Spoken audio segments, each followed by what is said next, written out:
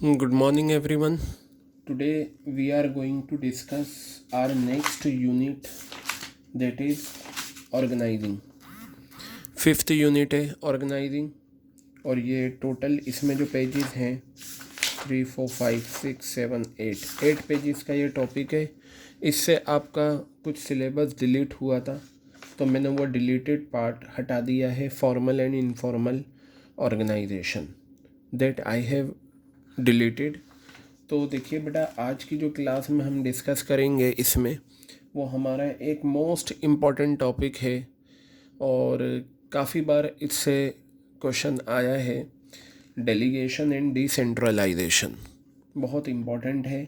Delegation और decentralisation ये दो टॉपिक हैं, और हर साल इनसे कोई ना कोई क्वेश्चन बन ही जाता है। तो चलिए देखते हैं डेलीगेशन क्या है। डेलीगेशन को समझने के लिए ज़रूरी है कि डेलीगेशन के एलिमेंट्स को समझा जाए। ठीक है, जब हमारे डेलीगेशन के एलिमेंट्स समझ में आ जाएंगे तो फिर हम आसानी से डेलीगेशन का कॉन्सेप्ट समझ सकते हैं। तो यहाँ पर देखिए, आप दे रखा है एलिमेंट्स ऑफ डेलीगेशन। डेलीगेशन के एलिमेंट्स, या इसे हम प्रोसेस भी बोलते हैं। ठीक है बेटा, 3 एलिमेंट्स होते हैं। एक है अथॉरिटी, एक है रेस्पॉन्सिबिलिटी, और एक है अकाउंटेबिलिटी। एक है अथॉरिटी, एक है रेस्पॉन्सिबिलिटी, और एक है अकाउंटेबिलिटी। कई बार ये सिंपल डेफिनेशन भी आई हैं। So first you must know the exact definition of these 3 elements and what these words want to convey, you have to know। तो सबसे पहले हम अथॉरिटी की बात करते हैं। अथॉरिटी का मतलब होता है पावर, डिसीजन लेने की पावर। मैं आपको बताऊं, आपकी फैमिली में जो डिसीजन लेने की पावर होती है वो किसके पास होती है? आपके फादर के पास होती है, या मदर के पास होती है, या मदर फादर दोनों के पास होती है। ठीक है, क्योंकि वो सबसे बड़े होते हैं घर में, या अगर घर में दादा हैं तो उनके पास पावर होती है। मतलब ये है कि अथॉरिटी का मतलब डिसीजन लेने की पावर। ठीक है, इसी तरीके से स्कूल में डिसीजन लेने की पावर किसके पास होती है? प्रिंसिपल के पास होती है। ठीक है, वो सारे डिसीजन लेते हैं। तो यहाँ पर देखिएगा, अथॉरिटी का मतलब होता है पावर टू टेक डिसीजंस। तो एक बात पता चली, अथॉरिटी उस बंदे के पास होती है जो सुप्रीम होता है, जिसके पास टॉप पोजीशन होती है कंपनी में या किसी भी ऑर्गेनाइजेशन में। क्लियर हो गई बात? ये आपके डिसीजन लेने की पावर अथॉरिटी कहलाती है। आगे बताया, it arises from formal position. Formal position की यहाँ पर बात करी है, और ये कंपनी के पॉइंट ऑफ व्यू से देखा गया है कि अगर एक कंपनी में मैनेजर है और उसके अंडर में एम्प्लॉइज़ काम कर रहे हैं, तो वो मैनेजर के पास फॉर्मल पोजीशन है। ठीक है, और मैनेजर के ऊपर भी क्या होते हैं? और मैनेजर होते हैं, डायरेक्टर होते हैं, चीफ एग्जीक्यूटिव ऑफिसर होते हैं। तो ये जो सारी पोजीशन है ये फॉर्मल पोजीशन है। तो बताया कि ये जो अथॉरिटी अराइज होती है ये फॉर्मल पोजीशन से अराइज होती है। और बेटा ये तो फैक्ट है, आपने देखा होगा अथॉरिटी जो होती है ना, पावर, वो हमेशा नीचे की तरफ आती है। प्रिंसिपल होते हैं स्कूल के, वो क्या करते हैं? वाइस प्रिंसिपल को, कोऑर्डिनेटर को, टीचर्स को इंस्ट्रक्शन देते हैं। आपके घर में जो आपके माँ बाप हैं वो क्या करते हैं? वो बच्चों को इंस्ट्रक्शन देते हैं कि ये काम इस तरह से करना है और वो काम उस तरह से करना है। तो पता चला अथॉरिटी जो आती है वो ऊपर से नीचे की तरफ आती है। जो डिसीजन लेने की पावर होती है वो नीचे की तरफ जाती है। तो बताया, बहना, फ्लो का मतलब होता है बहना। It flows from top to bottom. ठीक है, टॉप ऊपर से लेकर नीचे तक आती है स्केलर चेन। जो ऑर्गेनाइजेशन में एक चेन बनी हुई है, पहले ये मैसेज इस पर जाएगा, फिर ये इस तरह से जाएगा, वो चीज़। Authority can be delegated. Authority delegate का मतलब ये होता है कि किसी दूसरे को आप ऑथोरिटी दे सकते हैं। जैसे मैं आपको ये बताता हूँ, ध्यान से सुनिएगा। एक स्कूल में प्रिंसिपल हैं। ठीक है, प्रिंसिपल ने ये कहा वाइस प्रिंसिपल से कि देखो 1 वीक के लिए मैं आउट ऑफ स्टेशन हूँ। ठीक है, तो स्कूल से रिलेटेड ये जो भी डिसीजन लिए जाते हैं इसकी पावर मैं तुम्हें देकर जाती हूँ, ठीक है, इसकी पावर मैं तुम्हें देकर जाती हूँ, आपको वो सारे डिसीजन लेने हैं। तो बताइए प्रिंसिपल के नीचे कौन है? Vice principal.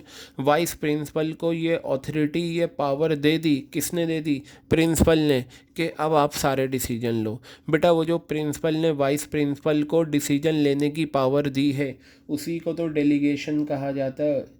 तो इसका मतलब यही है ऑथोरिटी कैन बी डेलीगेटेड, नीचे वाले बंदे को ऑथोरिटी दी जा सकती है। अब जैसे फॉर एग्ज़ाम्पल मान लो एक घर में है ना फंक्शन है, ठीक है, मान लो एक घर में फंक्शन है, जो पेरेंट्स हैं उन्होंने उस घर के जो मान लो उस घर में सबसे बड़ा जो है वो भाई है, ठीक है, तो भाई को ये बोला, यानी कि अपने सबसे बड़े एल्डर सन को ये बोला कि जो फंक्शन की सारी जिम्मेदारियां हैं तुम्हें हैंडल करनी है, तुम्हें पूरी जिम्मेदारी हम देते हैं, डिसीजन लेने की पावर देते हैं, कैसे करना है क्या करना है। तो बेटा पेरेंट्स ने क्या करा, जो उस घर का सबसे बड़ा शख्स था उसे वो सारी पावर दे दी। इसे बोलते हैं ऑथोरिटी कैन बी डेलीगेटेड, यानी कि ऑथोरिटी आगे डेलीगेट की जा सकती है। तो अगर ऑथोरिटी की डेफिनेशन आए तो ये पहला वाला सेंटेंस आप लिखेंगे, डिसीजन लेने की पावर, ठीक है, और बाकी ये पॉइंट भी आपको याद रखने हैं। तो बेटा ये था आपका ऑथोरिटी, डिसीजन लेने की पावर। रेस्पॉन्सिबिलिटी का मतलब होता है जिम्मेदारी। जो काम आपको मिला है, ठीक है, क्या वो काम आप प्रॉपर ईमानदारी से कर रहे हैं या नहीं, ये देखना है। तो बताया responsibility is the obligation. Obligation means जिम्मेदारी। किसकी जिम्मेदारी? सबॉर्डिनेट। बेटा आपको पता है एक कंपनी में जो एम्प्लॉइज़ होते हैं उनके लिए बहुत सारे वर्ड्स यूज़ होते हैं। तो सबॉर्डिनेट भी यूज़ होता है, एम्प्लॉइज़ वर्ड भी यूज़ होता है, मैन पावर भी यूज़ होता है, ठीक है, एग्जीक्यूटिव भी यूज़ होता है, वर्क फोर्स भी हम इन्हें कई बार कहते हैं। तो ये सारे वर्ड हैं जो सिनोनिम हैं एक तरह के। तो बताया रेस्पॉन्सिबिलिटी वो जिम्मेदारी होती है सबॉर्डिनेट की, to properly perform the assign duty. जो जिम्मेदारी उसे दी गई है, जो काम दिया गया है उसे प्रॉपरली परफॉर्म करना। जैसे फॉर एग्ज़ाम्पल क्लास टीचर ने मॉनिटर को एक काम दिया और मॉनिटर ने वो काम प्रॉपरली ईमानदारी से करा, असाइन ड्यूटी जो दी, तो हम ये कहेंगे कि वो क्या है, जिम्मेदारी है, ठीक है। और ये बताया it arises from delegation of authority. बेटा ये हकीकत बात है, जब किसी इंसान को पावर मिलती है ना तो साथ ही साथ जिम्मेदारी भी आ जाती है। जैसे मैं आपको बताऊं, प्रिंसिपल आउट ऑफ स्टेशन जा रहा है, ठीक है, किसी स्कूल का प्रिंसिपल है वो आउट ऑफ स्टेशन जा रहे हैं। उन्होंने क्या करा, उन्होंने वाइस प्रिंसिपल को डिसीजन लेने की पावर दी कि आप डिसीजन लेना। लेकिन बेटा जब डिसीजन लेने की पावर आ रही है तो साथ ही साथ जिम्मेदारी भी तो आई है, जो काम दिए गए हैं उन्हें पूरा भी करना है। तो ये याद रखना, जब किसी इंसान को अथॉरिटी मिलती है ना, किसी इंसान को पावर मिलती है तो साथ ही साथ क्या आ जाती है, जिम्मेदारी भी आ जाती है। तो वही बात बताई, it arises from delegation of authority. बेटा ये जो डेलीगेशन है ना, इसे आप या तो खाली डेलीगेशन कहो या इसका जो पुराना नाम है पूरा वो है delegation of authority. Authority decision लेने की पावर किसी और को दे देना। डेलीगेशन ऑफ अथॉरिटी का मतलब हो गया, इसका मतलब पावर, डिसीजन लेने की पावर किसी दूसरे बंदे को, अपने से नीचे वाले बंदे को दे देना। ये क्या कहलाता है, अथॉरिटी का डेलीगेशन कहलाता है। और जब अथॉरिटी डेलीगेट होती है तो साथ ही साथ उस पर्सन के पास जिम्मेदारी भी आ जाती है उस काम की जो उसे मिला है। क्लियर हो गई बात? अब बेटा ध्यान से सुनो, अथॉरिटी जो होता है वो ऊपर से नीचे की तरफ आता है, क्योंकि जो ऑर्गेनाइजेशन में सीनियर पोस्ट पर होते हैं वो पावर देते हैं अपने से नीचे वाले को, और नीचे वाला उस जिम्मेदारी को अच्छे से परफॉर्म करता है, ठीक है। परफॉर्म करने के बाद उसे बताना पड़ता है अपने से ऊपर वाले को कि ये काम हो गया। तो वहाँ से एक पॉइंट बना, रिस्पॉन्सिबिलिटी, जिम्मेदारी फ्लोज अपवर्ड, ऊपर की तरफ जाती है। क्यों? क्योंकि जो सबॉर्डिनेट होते हैं, जो एम्प्लॉइज़ होते हैं, वो हमेशा रिस्पॉन्सिबल होते हैं अपने सुपीरियर को। ठीक है, जैसे प्रिंसिपल मैम ने क्या करा, प्रिंसिपल ने जिम्मेदारी दी, वाइस प्रिंसिपल को अथॉरिटी डेलीगेट कर दी, तो वाइस प्रिंसिपल के पास जिम्मेदारी भी आ गई। वाइस प्रिंसिपल ने 1 वीक अथॉरिटी का यूज़ करा, जिम्मेदारी से काम करा। अब आफ्टर 1 वीक ही और she will be responsible to his और हर सुपीरियर। ठीक है, और प्रिंसिपल को वो बताएंगे कि हाँ हमने ये काम करा है। तो इस वजह से कहा गया कि रेस्पॉन्सिबिलिटी जो है वो ऊपर की तरफ जाती है। अब ये बताओ, एक घर में फादर हैं, फादर ने अपने बड़े बेटे को अथॉरिटी दी कि फंक्शन जो है तुम्हें हैंडल करना है। तो ये बताओ, अथॉरिटी देने के साथ साथ जो बड़ा बेटा है उसके पास जिम्मेदारी भी आ गई काम को करने की। अब जब काम हो जाएगा तो वो बेटा क्या करेगा, अपने फादर को बताएगा कि ऐसे ऐसे काम हुआ। तो बेटा फादर को बता रहा है, इसका मतलब जिम्मेदारी ऊपर की तरफ जा रही है। ठीक है, यहाँ बताया बेटा जिम्मेदारी आगे और दी जा सकती है लेकिन पूरी तरह से नहीं। इस सेंटेंस को हम एक एग्ज़ाम्पल से समझेंगे। ये रहा एग्ज़ाम्पल। इन्होंने ये कहा कि जिम्मेदारी जो है ना वो आगे दी जा सकती है, ठीक है, लेकिन कम्प्लीटली नहीं।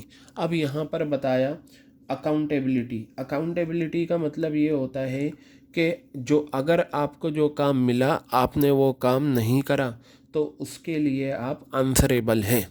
ठीक है, क्या है उसके लिए आप आंसरेबल। बताया अकाउंटेबिलिटी का मतलब होता है सबॉर्डिनेट्स विल बी आंसरेबल। जो एम्प्लॉइज़ हैं वो आंसरेबल हैं for non completion of task, अगर टास्क कंप्लीट नहीं हुआ। आगे बताया अकाउंटेबिलिटी अराइजेज फ्रॉम रेस्पॉन्सिबिलिटी। और ये तो सही बात है। देखिए, जब किसी इंसान को जिम्मेदारी मिल जाती है तो अब उसके ऊपर ये रहता है कि मुझे ये जिम्मेदारी पूरी करनी है, अगर नहीं करा तो मुझे आंसरेबल है। तो बेटा ये देखिए, ये तीनों वर्ड्स एक दूसरे से कनेक्टेड हैं। ठीक है, ये तीनों वर्ड, ये रिस्पॉन्सिबिलिटी जो आती है वो अथॉरिटी की वजह से आती है, क्लियर हो गई बात। और अकाउंटेबिलिटी जो आती है वो जिम्मेदारी, जब जिम्मेदारी आएगी तभी तो हम आंसरेबल होंगे। हमें कोई जिम्मेदारी मिली, अगर हम वो नहीं कर पाए तो हम आंसरेबल हैं। तो याद रखना, जिम्मेदारी जो आती है वो अथॉरिटी की वजह से आती है और अकाउंटेबिलिटी जो आती है वो जिम्मेदारी की वजह से आती है। तो यहाँ पर ये बताया कि accountability arises from responsibility. Accountability जो आती है वो जिम्मेदारी की वजह से आती है। अब देखो, अथॉरिटी जो है पावर आगे डेलीगेट की जा सकती है, जिम्मेदारी भी आगे डेलीगेट की जा सकती है। यहाँ पर ये बताया accountability can not be passed और डेलीगेटेड। अकाउंटेबिलिटी आगे डेलीगेट मतलब आप किसी और के ऊपर काम के ना होने का जिम्मा नहीं थोप सकते, because it is the responsibility to report to the superior for the assign task. Accountability flows upward. बिल्कुल सही बात है, जिम्मेदारी और अकाउंटेबिलिटी दोनों ही ऊपर की तरफ जाती हैं। ठीक है, लेकिन अथॉरिटी जो है वो नीचे की तरफ आती है। ठीक है, चलिए बेटा, अब ज़रा यहाँ पर आपको मैं एक एग्ज़ाम्पल समझाता हूँ। ठीक है, और इसके एग्ज़ाम्पल से आपको ये पता चलेगा कि क्या क्या इसके अंदर होता है। मैं ये एक एग्ज़ाम्पल आपको बताता हूँ। देखिए, if the sales manager is assigned a target of selling 1000 units in 1 month. देखिए, सेल्स डिपार्टमेंट होता है, सेल्स डिपार्टमेंट का जो हेड होता है उसे सेल्स मैनेजर कहते हैं। आप इसे सेल्स मैनेजर कहो, ठीक है, आप इसे सेल्स इंचार्ज कहो, सेल्स इंचार्ज, या इसे आप सेल्स डिपार्टमेंट हेड कहो। ठीक है, ये रहा, कुछ भी हम कह सकते हैं। तो एक सेल्स मैनेजर को असाइन किया गया टारगेट 1000 यूनिट्स बेचने का 1 महीने में। किसने दिया होगा? जो सेल्स मैनेजर के ऊपर जिसकी पोजीशन होगी उसने ये टारगेट दिया होगा सेल्स मैनेजर को। इसका मतलब सेल्स मैनेजर के बिल्कुल ऊपर जो इसका बॉस है उसने सेल्स मैनेजर को ये टास्क दिया, यानी कि ये अथॉरिटी आ गई किसके पास, डेलीगेशन ऑफ अथॉरिटी हो गया।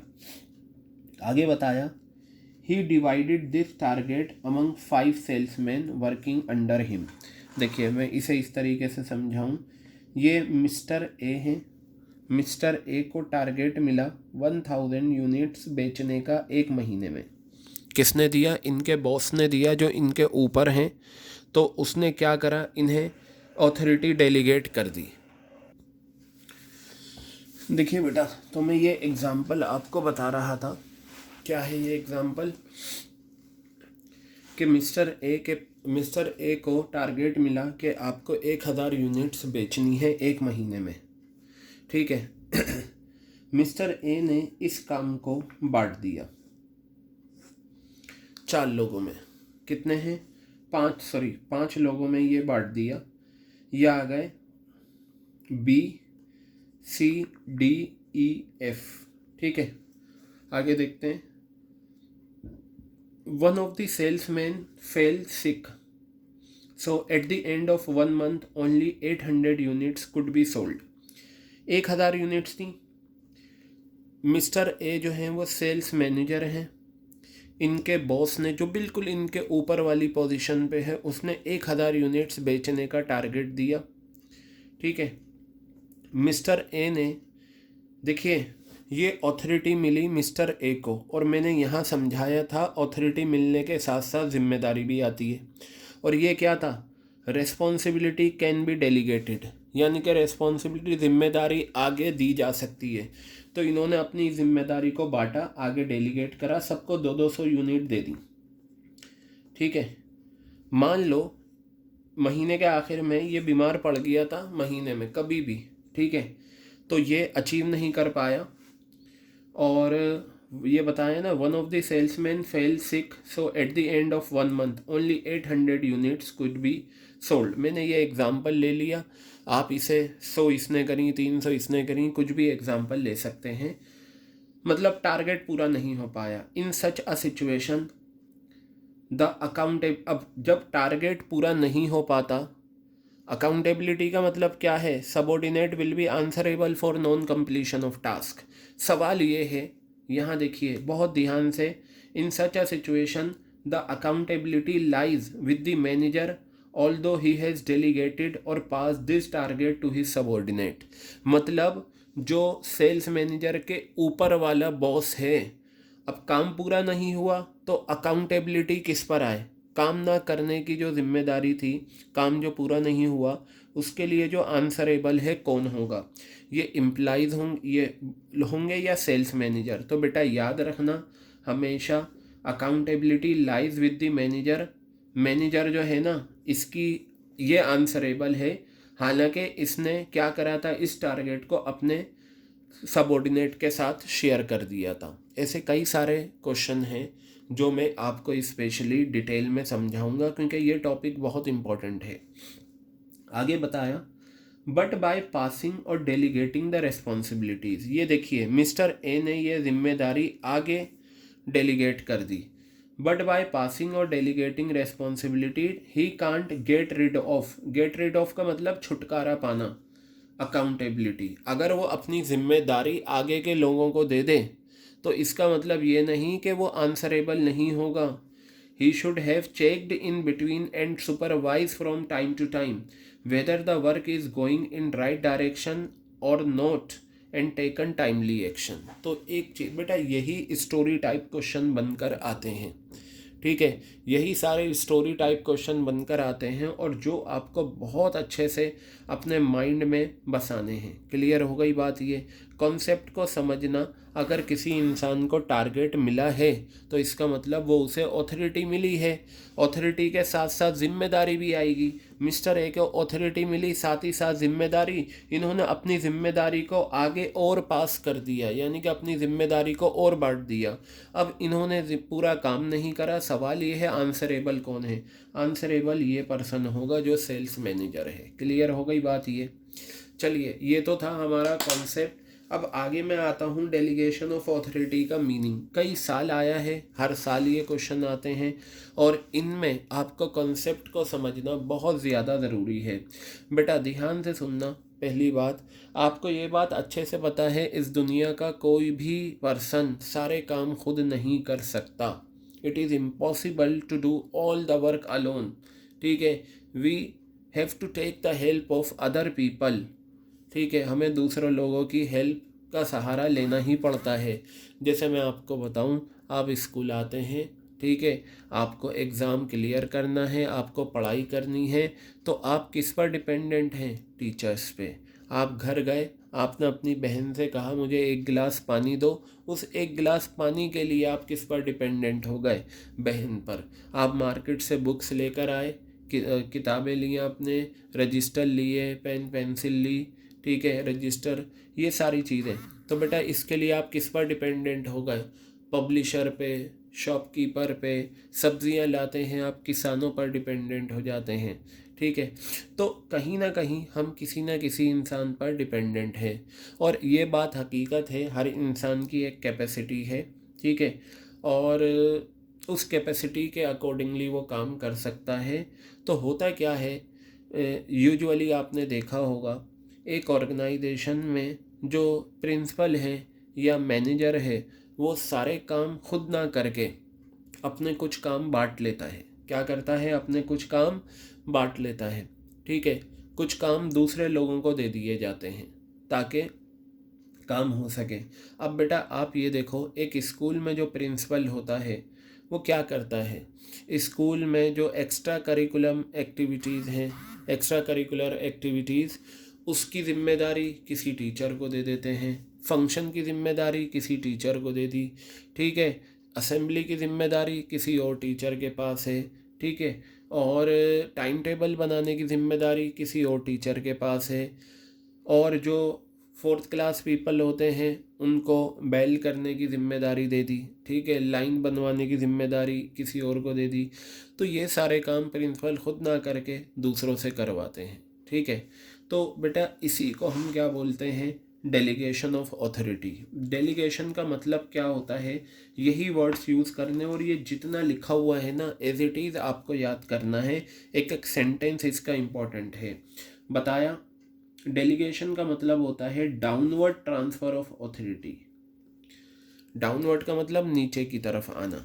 जैसे मैं बताता हूँ, प्रिंसिपल और वाइस प्रिंसिपल, प्रिंसिपल और वाइस प्रिंसिपल, ठीक है। Downward transfer of authority from a superior to subordinate. Superior कौन है? प्रिंसिपल। सबऑर्डिनेट कौन हुआ? वाइस प्रिंसिपल, ठीक है। ऑथोरिटी ट्रांसफ़र कर दी, प्रिंसिपल ने ऑथोरिटी किसे दे दी? वाइस प्रिंसिपल को दे दी, ठीक है। From a superior to subordinate, पूरी लैंग्वेज यही यूज़ करनी है। अब बेटा सवाल ये है, डेलीगेशन किन लोगों के बीच में होता है? बेटा याद रखना, दो लोगों के बीच में होता है delegation. Delegation is confine. Confine का मतलब होता है लिमिटेड, महदूद होना। किसके बीच में? To a manager and his immediate subordinate. Manager और उसके बिल्कुल नीचे जो सबऑर्डिनेट होता है। जैसे कि अगर मैं मैनेजर को प्रिंसिपल से कनेक्ट करूं, तो प्रिंसिपल के नीचे बिल्कुल जो पोजीशन होती है वो वाइस प्रिंसिपल की होती है। वाइस प्रिंसिपल ने अगर वाइस प्रिंसिपल को कुछ अथॉरिटी दी है तो बेटा वो डेलीगेशन है। इसी तरीके से एक कंपनी में एक मैनेजर है, मैनेजर के नीचे जो पर्सन है वो सुपरवाइज़र है, ठीक है। फिर सुपरवाइज़र के नीचे और बहुत सारे एम्प्लॉयज़ आते हैं। तो मैनेजर और सुपरवाइज़र के बीच में जो भी मैनेजर जो भी अथॉरिटी देगा वो डेलीगेशन कहलाएगा। याद रखना, दो लोग होते हैं, मैनेजर और बिल्कुल उसका जो इमीडिएट सबऑर्डिनेट होता है। प्रिंसिपल के लिए तो वाइस प्रिंसिपल भी सबऑर्डिनेट है। और बेटा अभी मैं आपको बहुत सारे क्वेश्चंस इसके कराऊंगा, वहाँ पर आप इसको और डिटेल में समझेंगे, ठीक है। बस ये याद रखना कि मैनेजर और उसका इमीडिएट सबऑर्डिनेट इनके बीच में होता है। अब बेटा आप ये बताओ, मैंने जैसे आपको एग्जांपल लिए, स्कूल के बहुत सारे काम प्रिंसिपल ना करके दूसरों से करवाते हैं, ठीक है। क्यों? ताकि उनका वर्कलोड कम हो जाए, मैनेजर का वर्कलोड, प्रिंसिपल का वर्कलोड कम हो जाए। तो याद रखना, जो मेन पर्पस है डेलीगेशन ऑफ अथॉरिटी का, डेलीगेशन का, वो क्या है? Reduce the workload of managers, ठीक है। क्या है? Reduce the workload of manager. तो ये बताया main purpose of delegation is reducing the workload of managers. Manager के वर्कलोड को क्या करना है, कम करना है। Main purpose of delegation is reducing the workload of manager, इसे याद रखना, मैनेजर के वर्कलोड को कम करना, क्योंकि सारे काम वो खुद नहीं कर सकता। जो रूटीन एक्टिविटीज़ हैं उन्हें डेलीगेट कर दे, बाकी इम्पोर्टेंट पॉइंट्स पर वो ध्यान दे। Delegation is usually done for routine activities. बेटा स्कूल में असेंबली कंडक्ट कराना, टाइम टेबल बनाना, ठीक है, घंटी बजाना, बच्चों को लाइन में लगाकर एंट्री देना स्कूल में और स्कूल से बाहर जब वो जाएंगे, ठीक है, और इसके अलावा रिसेस में टीचर्स की ड्यूटी लगाना, ये सारे रूटीन एक्टिविटीज़ हैं। तो प्रिंसिपल क्या करते हैं, ये डेलीगेट कर देते हैं, इसके लिए अलग अलग इंचार्ज बना देते हैं, वो इन चीज़ों को देखते हैं। तो बताया डेलीगेशन जो किया जाता है वो रूटीन एक्टिविटीज़ के लिए किया जाता है। जो इम्पोर्टेंट मैटर्स होते हैं वो डेलीगेट नहीं होते, जो रूटीन एक्टिविटीज़ होती हैं वो डेलीगेट होते हैं। और बेटा आप ये बताइए, डेलीगेशन तो कंपलसरी है हर ऑर्गेनाइजेशन में, इसके बिना कोई भी नहीं रह सकता, ठीक है। बेटा एक इंसान अकेले सारे काम कर ही नहीं सकता, डेलीगेशन का हमें सहारा लेना पड़ता है। देखिए जब घर में शादी का फंक्शन होता है उसमें भी डेलीगेशन होता है, क्या होता है उसमें भी डेलीगेशन। तो जो फादर होते हैं, फादर क्या करते हैं, उनके बिल्कुल नीचे जो एल्डर सन है फैमिली का, उन्हें सारी जिम्मेदारियां, उन्हें अथॉरिटी दे देते हैं, ठीक है। और किसी को वेज का जिम्मेदारी दे दी, किसी को नॉन वेज की दे दी, किसी को कॉफ़ी की दे दी, किसी को आइसक्रीम की दे दी, लेकिन जो इम्पोर्टेंट मैटर्स हैं वो अपने हाथ में रहते हैं। क्लियर हो गई बात। तो डेलीगेशन तो करना ही पड़ता है, इसके बिना कोई भी ऑर्गेनाइजेशन नहीं रह सकती, ठीक है। बताया डेलीगेशन में जो मैक्सिमम अथॉरिटी है वो टॉप लेवल के पास रहती है, यानी कि जो सीनियर पोजीशन पे होता है वो अथॉरिटी ज़्यादा से ज़्यादा अपने हाथ में रखता है, लेकिन रूटीन एक्टिविटीज़ की अथॉरिटी वो डेलीगेट कर देते हैं, ठीक है। आगे बताया delegation is prerequisite to the efficient functioning of an organisation. और बेटा ये सही बात है, ठीक है, प्री रिक्विजिट है, मतलब ये ज़रूरी है। क्योंकि आप ये देखो, एक ऑर्गेनाइजेशन को अगर आपको अच्छे से चलाना है तो आप किसी भी पर्सन पे इतना वर्कलोड ना डालो कि वो उसे सह नहीं पाए, ठीक है।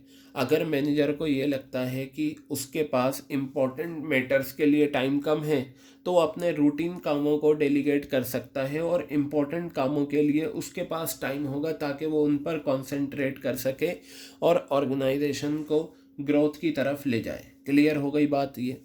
तो बताया डेलीगेशन एक मैनेजर को एनेबल इस काबिल बनाता है कि वो अपना टाइम हाई प्रायोरिटी एक्टिविटीज़ पे लगा सके और रूटीन एक्टिविटीज़ को डेलीगेट कर सके। क्लियर हो गई बात ये, ठीक है। अब ये बताओ, जो फंक्शन होते हैं उसमें जो फादर होती हैं, मदर होती हैं, क्या वो मेहमानों को खाना खिलाते हैं? नहीं, वो क्या करते हैं, हैंडल करते हैं, मेहमानों को वेलकम करते हैं और जो दूसरे मैटर होते हैं उन्हें हैंडल करते हैं, बाकी दूसरे लोगों को इस काम के लिए लगा दिया जाता है। क्लियर हो गई बात। तो डेलीगेशन, अथॉरिटी डेलीगेट करने से क्या होता है, मैनेजर अपना टाइम हाई प्रायोरिटी एक्टिविटीज़ की तरफ लगा सकता है। क्लियर हो गई बात ये आपके। आगे बताया delegation satisfies the subordinates need for recognition. Delegation क्या करता है, सबऑर्डिनेट की नीड जो है रिकॉग्निशन की, पहचान की, उसे सेटिस्फाइड करता है और उन्हें प्रोवाइड करता है कि वो डिवेलप करें और न्यू इनिशिएटिव्स लें। ये देखिए ना, जब एक इंसान को अथॉरिटी मिल जाएगी तो साथ ही साथ जिम्मेदारी आएगी, तो फिर वो अपना माइंड लगाएगा कि मैं और नए नए इनिशिएटिव्स लूँ और अपनी ग्रोथ अपॉर्चुनिटीज़ को बढ़ाऊँ, ठीक है। बेटा ध्यान से सुनना, delegation helps a manager to extend his area of operation. ये सेंटेंस एक बार आया था स्टोरी टाइप क्वेश्चन में और यही सेंटेंस था, इसी से जज करा था कि ये डेलीगेशन है। इसका मतलब ये हो गया, डेलीगेशन हेल्प करता है मैनेजर की कि वो extend his area of operation, मतलब वो रूटीन एक्टिविटी डेलीगेट करके जो और अपने बिजनेस के एरिया हैं उन्हें एक्सटेंड करे। क्लियर है? एक एक सेंटेंस इंपॉर्टेंट है और एज इट इज़ आपको याद करना है, क्योंकि इन्हीं के बेसिस पर आप जज कर पाएंगे कि आप हैंडल कर पाते हैं स्टोरी टाइप क्वेश्चन या नहीं। बेटा ध्यान से सुनिए, डेलीगेशन क्या है? ऑथोरिटी को ट्रांसफ़र करना, downward transfer from superior to subordinate. दूसरा पॉइंट, ये दो लोगों के बीच में होता है, एक मैनेजर और एक उसका इमीडिएट सबॉर्डिनेट। इसका मेन मकसद होता है मैनेजर के वर्कलोड को कम करना। डेलीगेशन में क्या होता है? रूटीन एक्टिविटीज़ को डेलीगेट किया जाता है और ये कंपलसरी है हर ऑर्गेनाइजेशन में, प्री रिक्विजिट है efficient functioning of an organisation. बेटा इस तरीके से इसके सारे पॉइंट्स आप याद करो और ये सेंटेंस भी याद करना। आगे बताया, डेलीगेशन इंश्योर करता है कि subordinate perform task on behalf of manager. ठीक है, डेलीगेशन इस बात का यकीन दिलाता है कि जो एम्प्लॉइज़ हैं वो काम परफॉर्म करते हैं मैनेजर के बिहाफ पर, और इससे होता क्या है, उसका वर्कलोड कम हो जाता है और उसके पास टाइम मिल जाता है इम्पोर्टेंट मैटर्स के लिए। क्लियर हो गई बात? ये एक ये क्वेश्चन आया था सैम्पल पेपर में, delegation does not mean abdication. इसका मतलब ये होता है कि manager shall be accountable for the performance of assign task, और इसका एग्जांपल मैं समझा चुका हूँ। मतलब अगर किसी मैनेजर को कोई टास्क मिला है और उसने वो टास्क आगे डेलीगेट कर दिया, ठीक है, और उसके वो एम्प्लॉइज़ काम नहीं कर पाए, तो बेटा मैनेजर ही रेस्पॉन्सिबल होगा। बताइए, ये आपका क्लियर हो गया? अब देखिए इसकी इम्पोर्टेंस कितनी आसान है। 7 पॉइंट है और 7 के साथ आप आसानी से याद कर लेंगे। और डेलीगेशन में लिखना ही इम्पोर्टेंस है। अगर आपने सही आइडेंटिफाई कर लिया डेलीगेशन, तो बेटा सिलेबस में सिर्फ इम्पोर्टेंस है। अब मेरी बात ध्यान से सुनिएगा। सबसे पहला आपने कॉन्सेप्ट से ही समझ लिया, जब एक इंसान अपनी कुछ अथॉरिटी अपने से नीचे वाले को दे देता है, तो बताओ इससे उसका जो वर्कलोड है वो कम हो जाता है या नहीं। अगर मैं कंपनी के पॉइंट ऑफ व्यू से बात करूं, एक मैनेजर अपने रूटीन कामों को अगर अपने से नीचे वालों को डेलीगेट कर देता है, तो इससे क्या होता है, उसका वर्कलोड कम हो जाता है। तो पहला पॉइंट हमारे पास जो है इम्पोर्टेंस का, वो यही है, reduce the workload of manager. Manager का वर्कलोड क्या होता है, कम हो जाता है। क्लियर है बात ये? और देखो इसमें लिखना ही यही है, क्या? Managers can pass all their routine work. Manager जो है अपने रूटीन वर्क पास कर सकते हैं, किसे? सबऑर्डिनेट्स को, और कॉन्सेंट्रेट करेंगे किस पर? इम्पोर्टेंट कामों पर। मैनेजर जो हैं वो पास कर सकते हैं अपने रूटीन वर्क को, ठीक है, टू द सबऑर्डिनेट्स, और कॉन्सेंट्रेट करेंगे इम्पोर्टेंट वर्क पे। क्लियर है? अब दूसरा देखो, ये तो था मैनेजर का वर्कलोड कम करना, ये मकसद भी था और ये इम्पोर्टेंस भी बनी।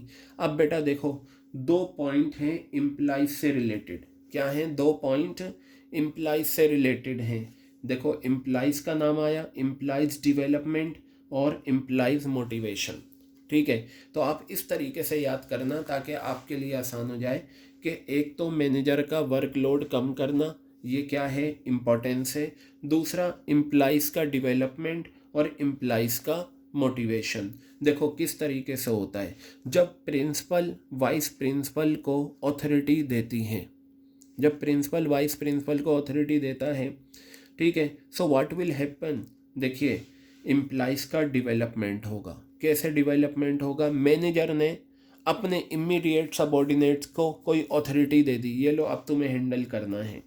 देखो उसका डेवलपमेंट कैसे होगा, और आपको यही लिखना है यहाँ से।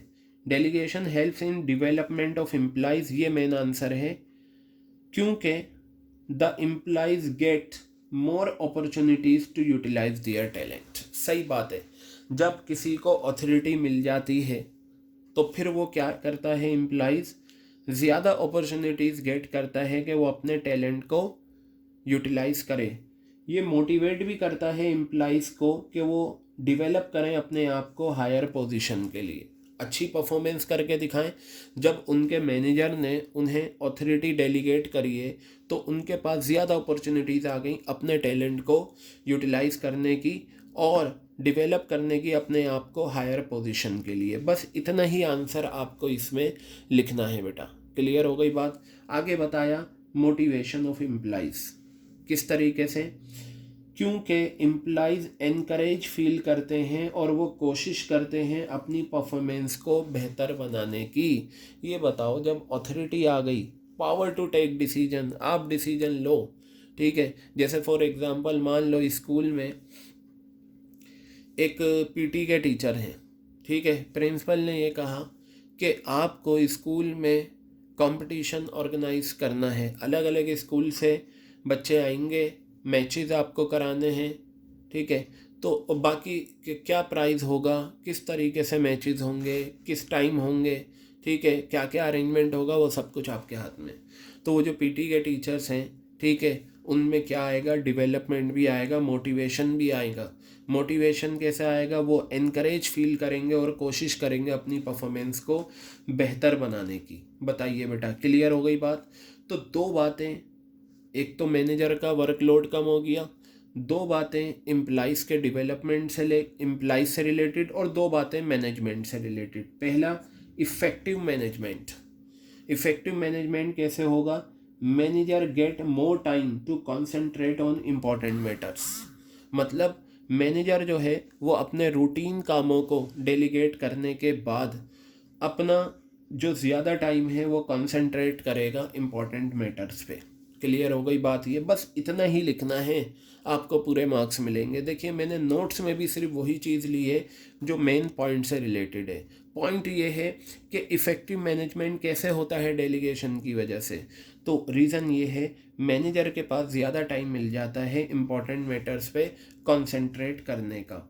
और बेटा ये आ गया बेसिस ऑफ मैनेजमेंट हायरार्की, ठीक है। हायरार्की एक चेन होती है जो आपने मैनेजमेंट के टॉपिक में पढ़ी थी। तो ये बताया डेलीगेशन इस्टेब्लिश करता है superior subordinate relationship which is the base for hierarchy of managers. Clear है।